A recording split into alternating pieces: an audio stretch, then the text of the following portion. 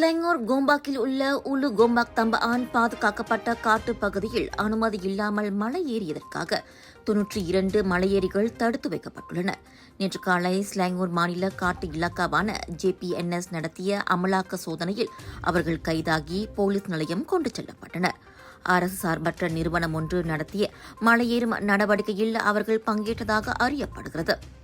பாதுகாக்கப்பட்ட காட்டு பகுதிகளில் எந்தவொரு செயல்பாடும் அதிகாரப்பூர்வ அனுமதி பெறாமல் நடத்தப்படக்கூடாது என்பது விதிமுறையாகும்.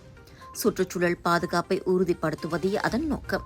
எனவே மலையேறிகளும் அந்நடவடிக்கையை ஏற்பாடு செய்வோரும் பாதுகாக்கப்பட்ட காட்டுப் பகுதிக்குள் செல்வதற்கு முன் தங்களிடம் அனுமதி பெற்றாக வேண்டும் என JPNS கூறியது.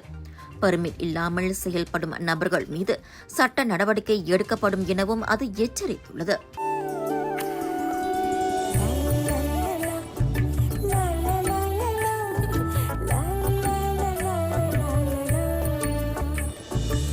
எல்லார் நம்பிக்கையும் நிறைவேறணுங்கிறது தான் ஏன் பிரார்த்தனை. Z Black 3-in-1 ஊதுபத்தி, அசல் 3-in-1 ஊதுபத்தி. பிரார்த்தனை கைகூடும்.